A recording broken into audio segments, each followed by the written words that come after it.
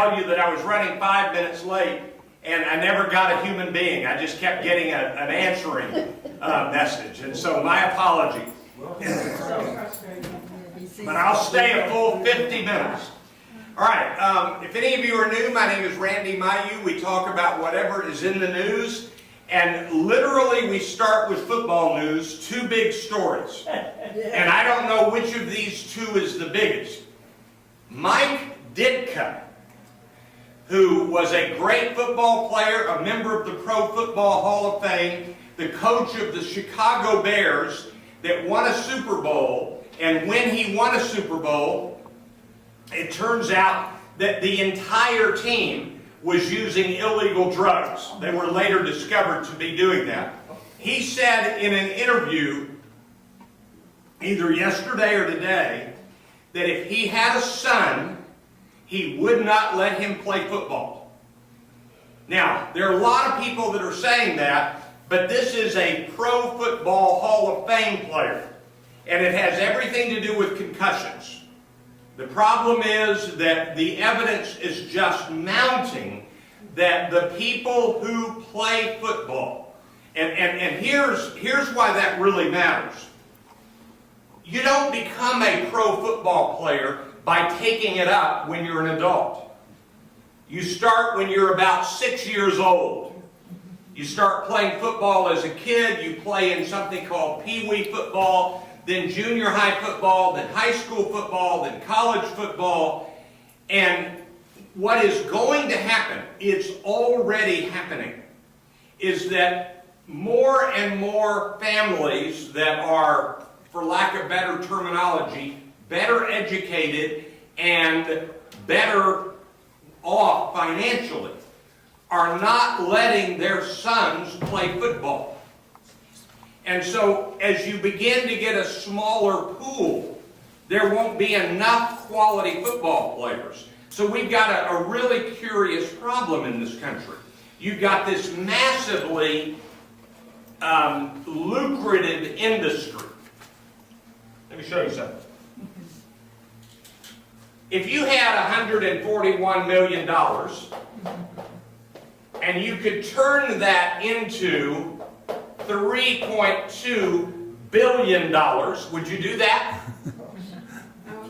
This is how much Jerry Jones paid for the Dallas Cowboys. $141 million.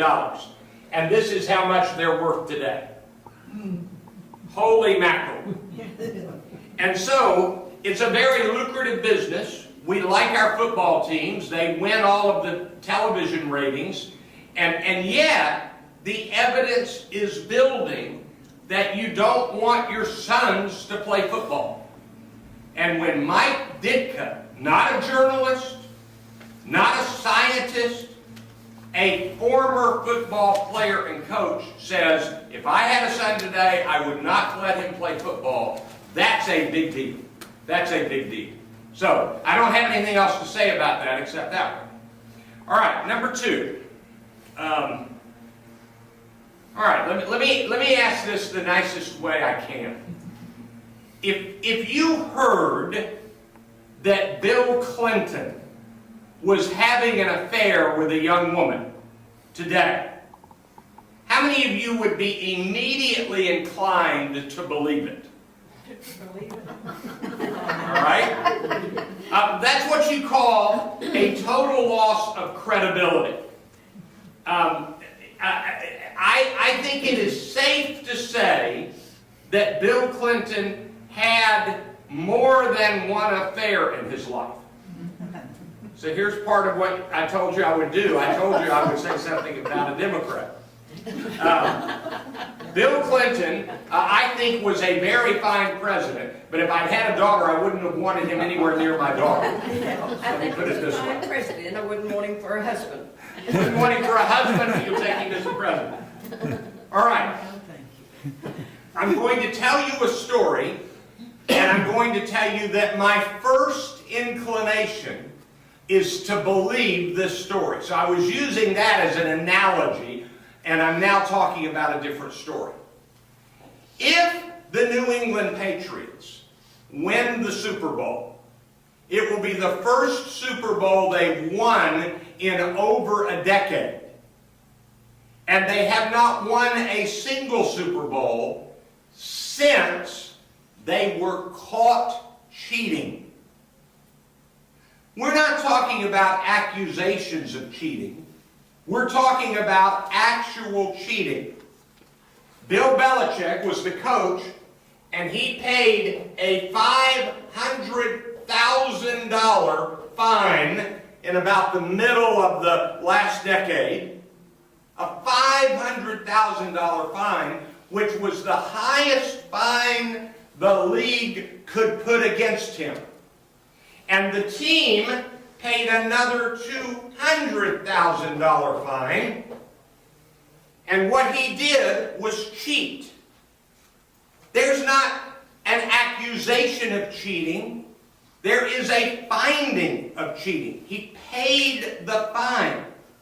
What he did was, he sent somebody to videotape the practice sessions of his opponents. And that is against the rules of the league. It's against the rules. And he sent videotaping people to videotape the opponents, and then of course he beat them. And so, he says he didn't know it was against the rules. That's what he says, although he paid the fine. But there is zero doubt that every coach in the league, including him, received the memo that said, this is not permitted. So he knew the rule. If he said he didn't know the rule, he's lying about that, or he is on purpose closing his eyes. Every other coach knew the rule, and he paid the fine, $500,000. And he hasn't won a Super Bowl since then, which is really interesting. So, how many of you know the news from yesterday? One of you, two of you. There is now an investigation. That's not just an accusation, it is an investigation. There is an investigation going on that the New England Patriots yesterday intentionally let air out of the footballs and deflated the footballs, which makes them easier to catch in wet conditions. There is, in fact, an actual rule on the inflation pound allowable. They call that pounds in a football, pounds of air. And there is a range. It has to be, if I remember correctly, between 12 and a half and 13 and a half pounds of pressure. You know, like you put in a tire, it's pounds of pressure. And apparently, if you put below 12 and a half, it still looks inflated, but it's easier to catch in the rain. And there is now not proof that they did it, but confirmation that they're being investigated for it from yesterday. That in the raining conditions, and you all know that New England beat Indianapolis 45-7, I think it was, or I think that was it. Well, they dominated. And that, by the way, is one of the great ironies. It is commonly believed that New England would have won their Super Bowls without cheating. And it's commonly believed yesterday that they would have won without cheating.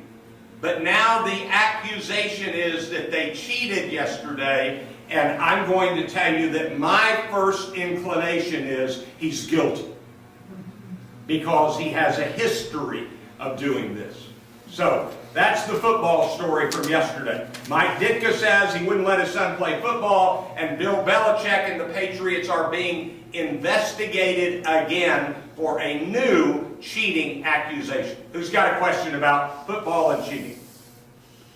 Nobody? Okay. Well, let's do our own check. Number one, it is now commonly held that though we don't like the rule, Des Bryant, according to the rule, did not make that catch. You may not like the rule, but he didn't make a catch according to the rule. And so that's my first comment. I had lunch today with a guy who, let me think how to tell you so much about him. his wife is a very close friend of the wife of one of Jerry Jones' sons. Maybe the only son. I don't know how many sons Jerry Jones has. So this friend of mine has been to Stephen Jones' box at the Cowboys. Stephen and Jerry Jones. They're close friends of the Jones. And this friend of mine said that he was in a group of 10 people watching that game. And he said, after he watched it once on replay, this will be overturned. He did not catch the ball. And they all said, you're wrong. And he said, if you look at the rules, he didn't catch the ball, and he didn't catch the ball. So maybe you don't like the rule, time to change the rule, but that was not a catch. Number two, I do think, this is strictly my opinion, that the Cowboys will pay whatever amount of money it takes to sign Dez Bryant. They probably won't pay whatever amount of money it takes to sign DeMarco Murray. They may let him go, but they'll keep Bryant. So that's my current guess on the Cowboys and next year. I think the Cowboys would have won yesterday, but I don't know. I don't know. Okay, no football questions from anybody? No answers. All right. Well, listen, how can they, no one saw them take the air out of the football? Well, according to the report, an official holding the football felt like it was light and pulled it out and checked some others.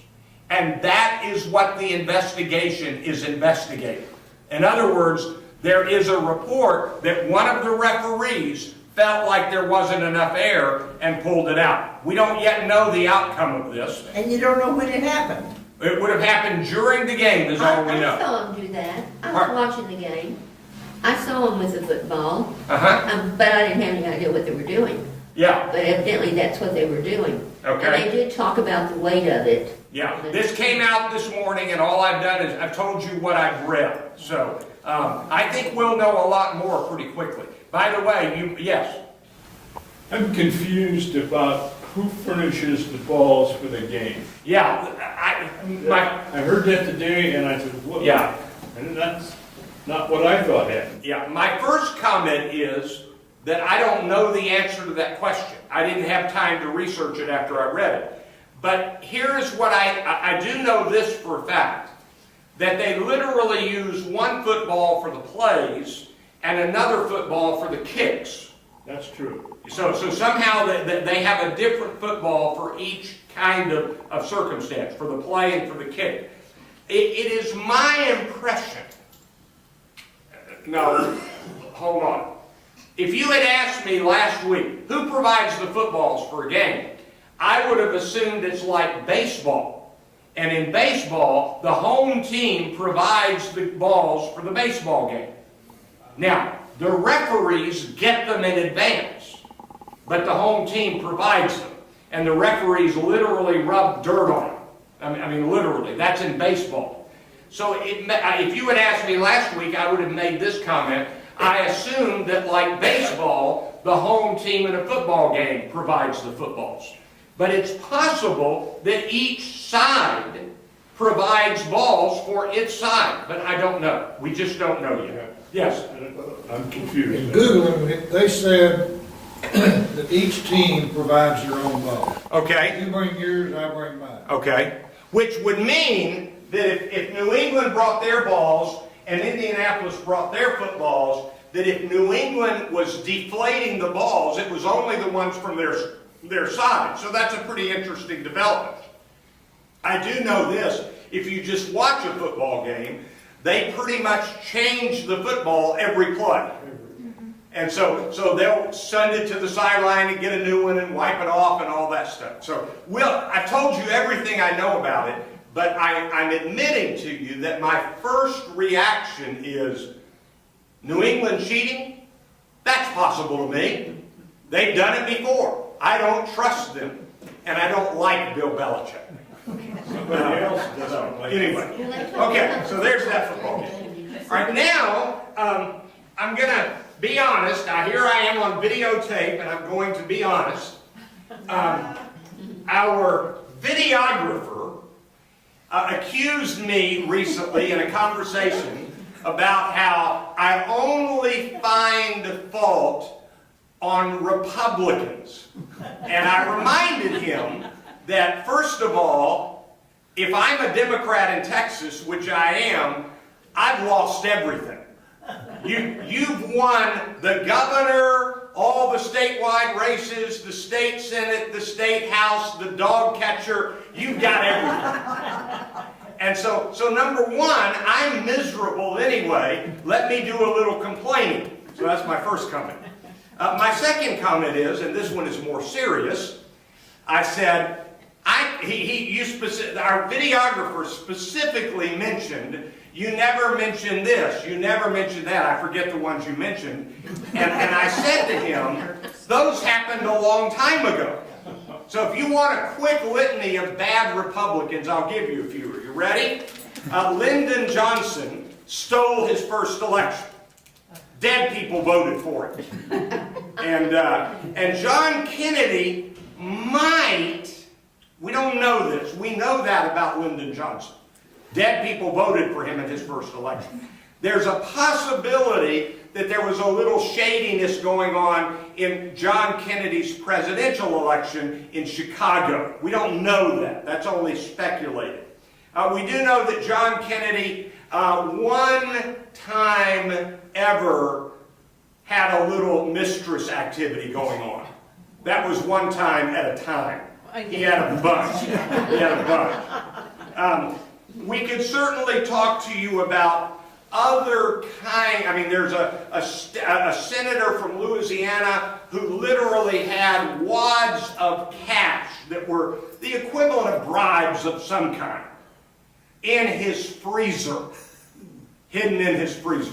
So there have been lots of bad Democrats. I just want to go on record and say that that's true. And I've been doing current events for a long time. And if you had been in this room with me doing current events during Bill Clinton's Monica Lewinsky's scandal, I would not have cut him any slack. Although I never believed it was an impeachable offense.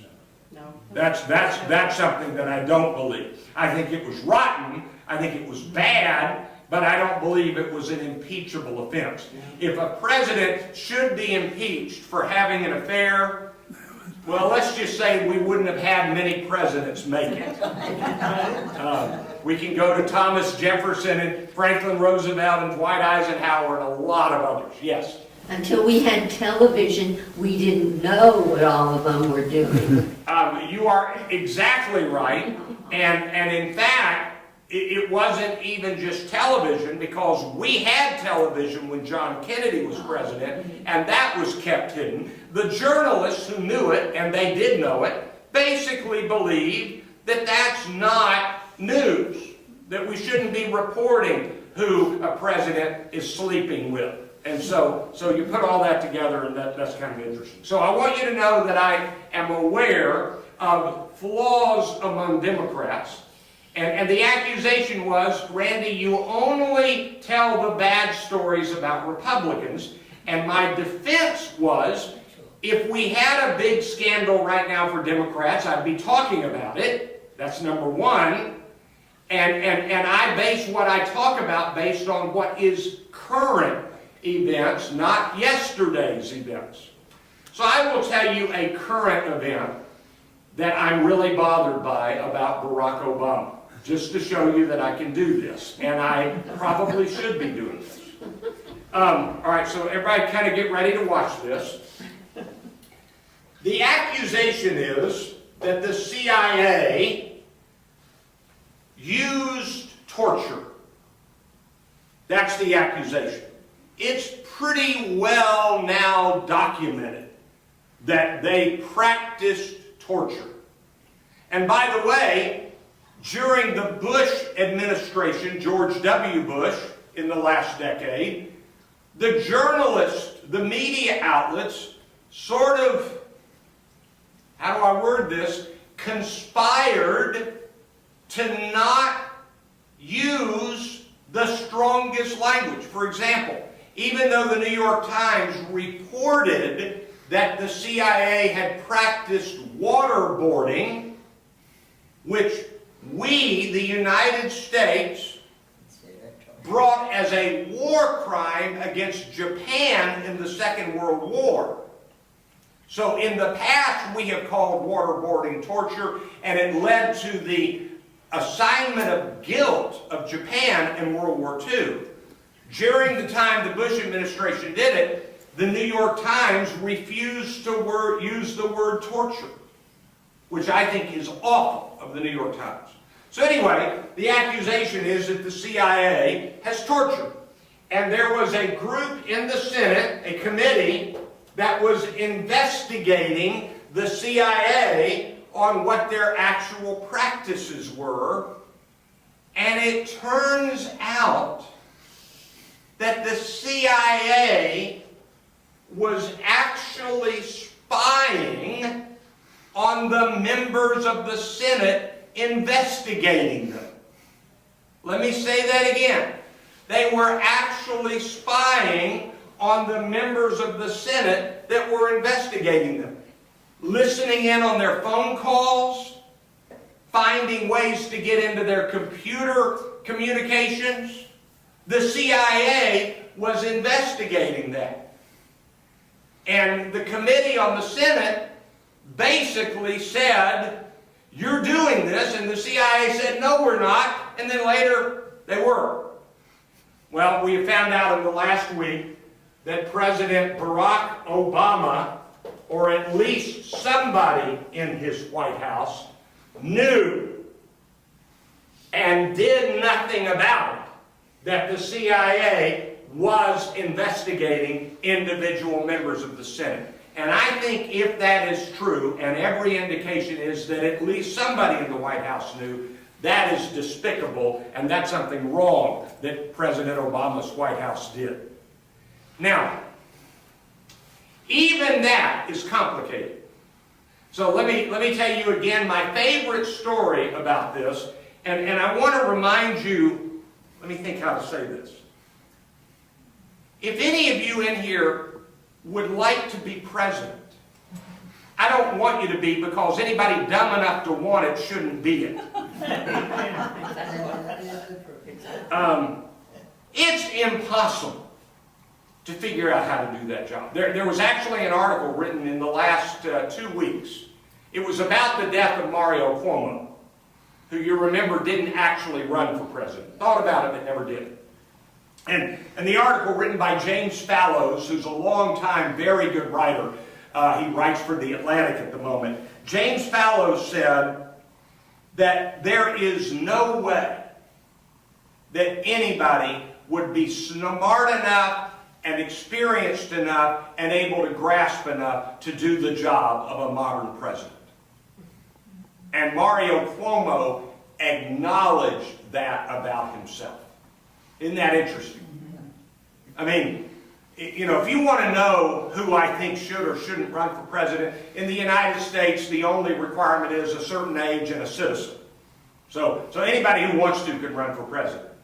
But I got to tell you, there is a current Republican who is wanting to run for president, and I want to say, are you crazy? His name is Ben Carson, and he's never once run for dog catcher. He's a doctor. I admire doctors, but a doctor is not qualified for president. I'm going to go out on a limb here and say that one of the great things that ever happened to this country was that John McCain was not elected and died, and Sarah Palin became president. Oh, God. She was not qualified to step into the role of president. And yet, had McCain and Palin won, she would have been a heartbeat away.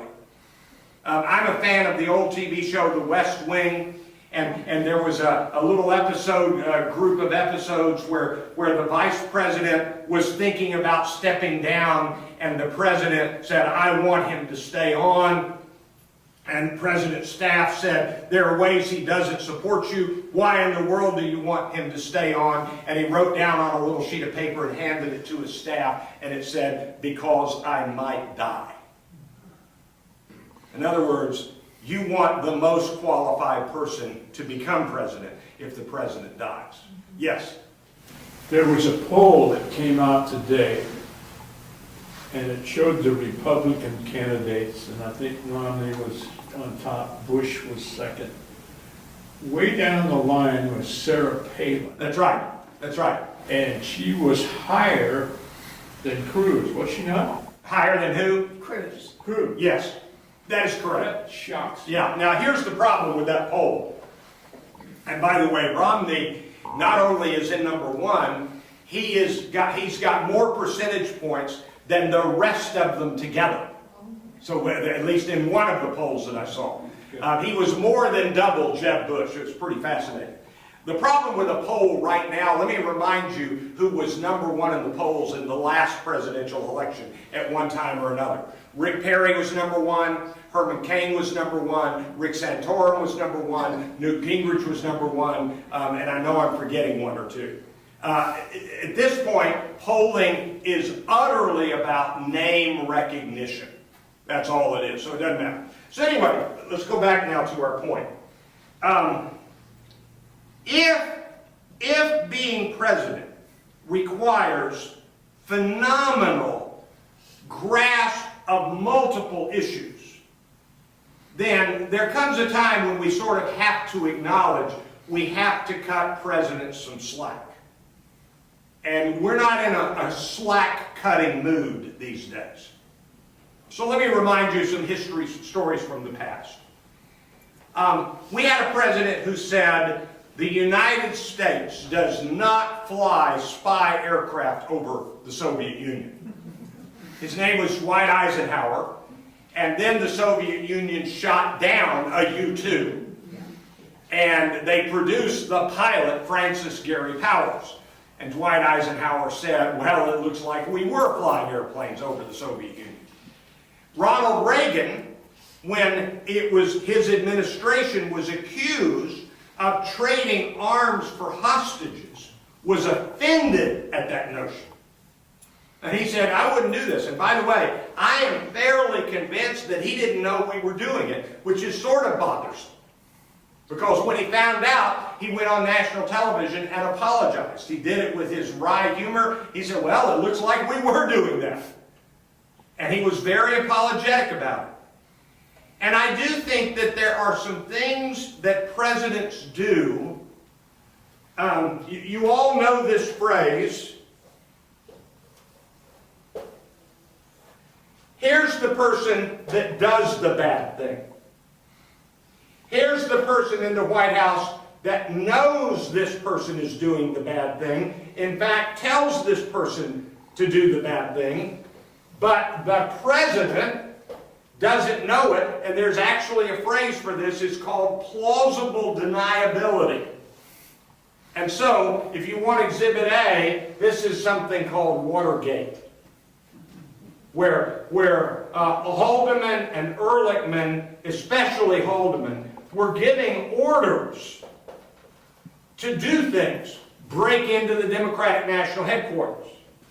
And there is no doubt that the act was carried out. There's no doubt that the order came from Haldeman. There is, in fact, reason to believe that Nixon did not know it. What killed him were two things. Number one, they tape-recorded everything said in the Oval Office. Have I ever told you all this story? Let me tell you this story. When I moved to Dallas in 1987, I was a preacher in University Park. And there was a member of our church, I can tell you his name, but I won't, who was a lawyer in the Nixon White House. And he pulled me aside one day and he said, would you like to hear the story of why Nixon had to resign? I said, yeah.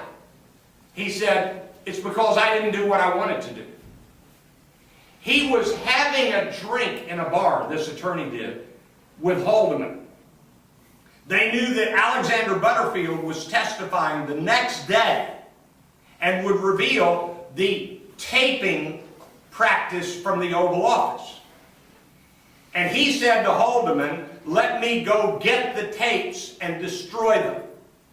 And Haldeman said, you can't do that. If it was ever discovered, it would be the end of President Nixon. And Haldeman wouldn't let him, even though he argued that he could survive that. Turns out, they didn't destroy the tapes. Ultimately, the tapes were listened to, and you know what happened. Nixon was discovered to cover up the famous 18.5-minute gap. So, you put all that together, and so now the question is asked, and I don't know the answer to this. If the CIA was spying on the Senate, and if the President's White House, the Obama administration, knew that the CIA was spying on the Senate, does that mean they approved of it, they wanted it, or they couldn't figure out how to stop it? And I don't know the answer to that. I don't know the answer to that. Were you raising your hand? Okay. So, anyway, that's my comment. But to the fact that the Obama White House knew the CIA was spying on the Senate members, I think that's yucky, dispensable, despicable, and wrong. And I wish that he hadn't done it, and I don't want it to ever happen again. So that's my comment about that. Okay, we got to keep going. Yes, right here. Comment about the president, whoever runs for president, Yes. having to be so smart. Yeah. And it's mind-boggling what they're supposed to know, Yeah, especially in these debates. that's you right. know, but And we don't even have real debates. Well- That's another discussion. We have pretend debates. But go ahead, keep going. But you have to have a smattering right. of a knowledge of everything, or at least supposedly. It was pointed out by my intellectual husband that if a president doesn't necessarily have to be all that smart himself, he just has to know the smart people to a point to advise him. I sort of halfway buy that. I get the argument. But there comes a point when the room full of smart people looks at the president and says, now what do you want us to do?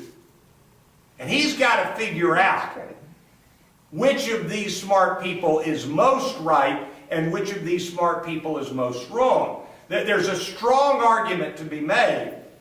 Let me go back one more story from history.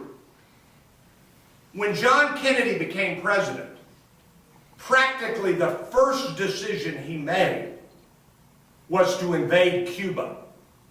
It became known as the Bay of Pigs. And what happened was the plan to invade Cuba was drawn up while Eisenhower was still president. And basically, in the meeting, everybody in the room was already in favor of the plan.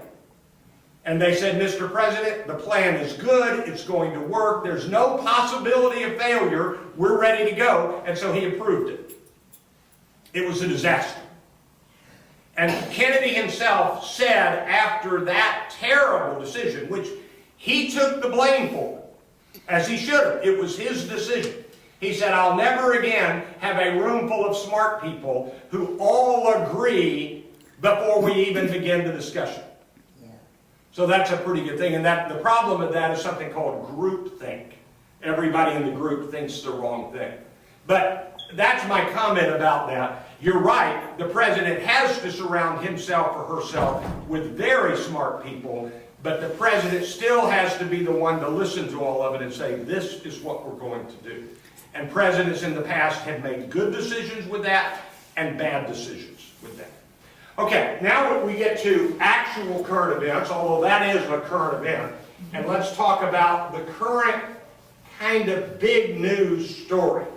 Now, so you'll know that I'm paying attention to the news, yes, I am aware that President Obama is going to propose a tax rise, a raising of the taxes on the wealthiest.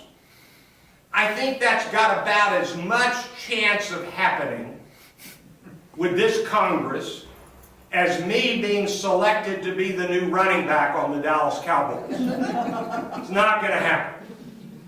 Number two, I am extremely aware that the Republicans are trying very diligently to add more restrictions on abortion, to undo President Obama's executive order about immigrants who are here undocumented.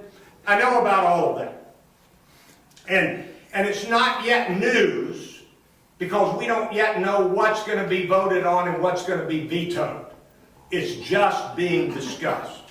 Although, interestingly, I do have one little tidbit.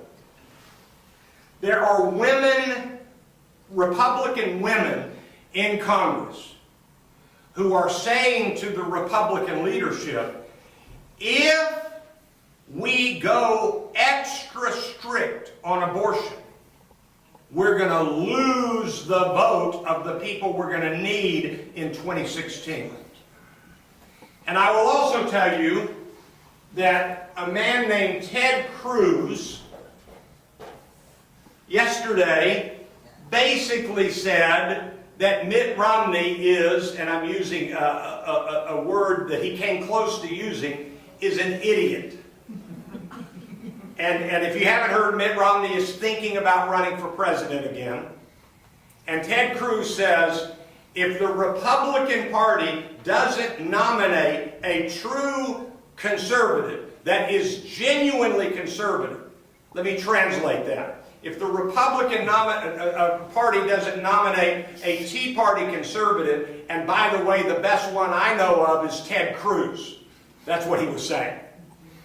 Ted Cruz was saying if the Republican Party doesn't nominate a genuine conservative, it will lose completely in 2016. Jeb Bush and many financial backers are saying if we do nominate a true conservative, we will lose in 2016. So the Republicans, though they run the universe, don't yet have the White House, and they're worried about that. That's kind of interesting. But to me, the news that is most bothersome is this whole issue, and I look for the term. I'm going to use the term extremist Muslims. I'm, of course, talking about what happened in France. I'm talking about the attacks that were stopped in Belgium. And so I want you to know that I've been doing a bunch of reading about this. Yes? They're using the term Muslim extremist. Muslim extremist. So you can reverse it and call it Muslim extremist, but the bottom line is it's got a bunch of different terms being used. Muslim extremist. All right. So let me just kind of talk about a few of the things that I've been reading and thinking about. Number one,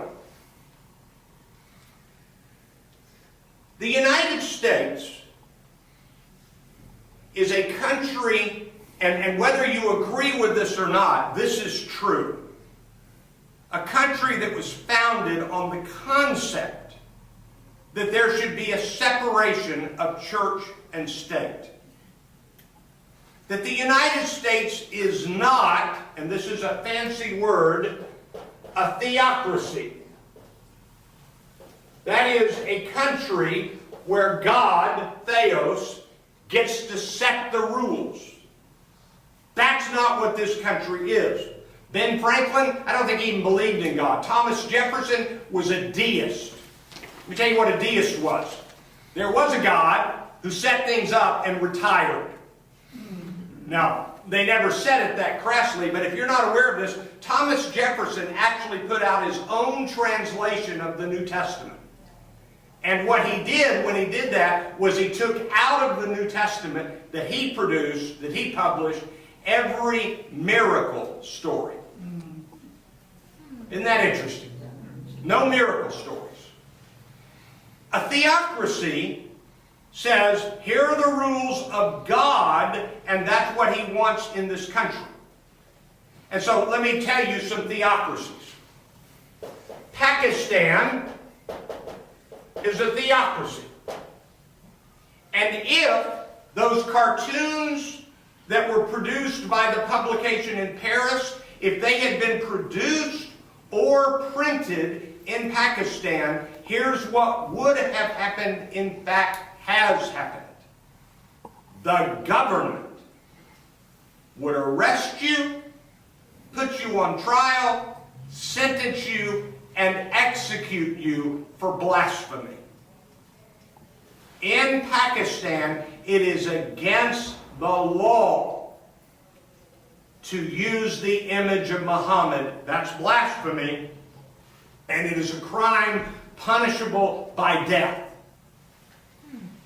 In Saudi Arabia, all right, I'm going to tell you something now that is breathtaking. We don't hear this reported. Last year, 90 Saudi Arabian citizens were beheaded by the government for what I'll call sins against Muhammad and Allah, but what they call crimes against Muhammad and Allah. 90 were beheaded. 10 so far this year. They're ahead of last year's schedule. I read the article about that. It's not reported in the United States. Anybody know why it's not reported in the United States? Oils. We want their oil. Saudi Arabia means too much to us. Now get ready for this. Y'all are going to be unhappy with this, but I'm going to tell you. I think Saudi Arabia has the right to put together that kind of government. If that's the kind of government they have, that's Saudi Arabia. I'm not moving there. I'm not going to live there. And any American who does live there has to live according to those laws. That's the rule. That's the rule. So if you're not aware of this, you can't build a church building in Saudi Arabia. A Christian church building. It's not permitted. It's against the law. And women can't drive. No jokes about women not able to drive anyway. Women can't drive in Saudi Arabia. Now those are theocracies. I think I tried to explain this the other day, but I'm going to try it this way. If these Muslim extremists move to the United States or to France or to Great Britain, and they say, I want to wear the veil, that's okay with me, but if they say, now that I'm here, you can no longer publish images of Muhammad, and then we do, and we're not going to prosecute you because it's not against the law. It may be dumb, but it's not against the law. And so what happened in Paris was these Muslim extremists basically said, we don't like the French government not punishing these people, we'll execute them. That's basically what happened. And the real dilemma is, and I'm as liberal as they come, but I don't see how Muslim extremists, the people who believe that it is the appropriate punishment of blasphemy to execute somebody, I don't understand how they can ever be allowed in a country like ours if that is their belief and their intended practice. That's the problem. Now, people say, and they're right about this, that Muslims move into a community and they cluster together in their own neighborhoods. Well, yeah. Anybody ever heard of Chinatown in any major city? Anybody ever heard of Little Italy? This is the way people are. They cluster together. The new thing about this group is that they cluster together And then there are indications that they want to change the laws for within their cluster and then spread it out. Now let me comment on something. One of the dilemmas that we have in America is that we've got too many hours of cable news. Yeah. And most of the people that come on to cable news as experts aren't all that expert. And so on Saturday, I think it could have been Sunday, it was Saturday, something remarkable happened on Fox News. They had 4 separate apologies. 4. For the things that were said on their network by experts that were wrong. A man named Emerson, who is a Muslim extremist expert, said that the city of Birmingham, England, does not allow a person to go through that city, a woman, without a veil on. That it is 100% Muslim. Well, Birmingham, England is 21% Muslim. And the Prime Minister of Great Britain called Fox News an idiot. Called the man on Fox News an idiot. And that man later admitted, in the same day, he later admitted that he had read that somewhere. He had not checked it out. And he was wrong, and he apologized for it. Well, there were 4 such incidents. The most recent was that some Muslim experts on Fox News have been saying that there are no-go zones in France, where if you're not a Muslim, you're not allowed to go into that zone. Bobby Jindal, the governor of Louisiana, said that in the last 24 hours on, I think, CNN, but on one of the cable shows. When the news person asked Bobby Jindal this question, could you please name one no-go zone? He couldn't. He's repeating what somebody's told him. And so one of the problems is that I think the problem is real, but the description is overblown. And so I don't know what to say today. I am very disturbed by Muslim extremists. I think it's awful, but it's not as bad as we think, but it's awful. It's bad, but it's not awful. So, yes. What do you think about the Garland School District renting that building to the Muslims this weekend? I think that if they ever rent their building to a Christian group, to a Jewish group, they have to rent it to a Muslim group. The moment they say no to a Muslim group, then they can no longer rent it to a Christian group or a Jewish group. And the fact is they've done that. So what it reveals is how unsettled we are about this whole issue. So anyway, that's that story. Now I end with this. The question, of course, that we're all wondering, we're already out of time, is this. Who will be the Republican nominee for president next? Yes, it's next year. It's next year. And I'm ready to give you my opinion. For a while I said it was Ted Cruz. Then I said it was going to be Jeb Bush. I now think it's back to Ted Cruz. But I could be dead wrong. It could be Ben Carson. I'll see you next time. I'll see you at the next current events. Thank you very much. And yes, I told bad stories about Democrats today. Bye-bye.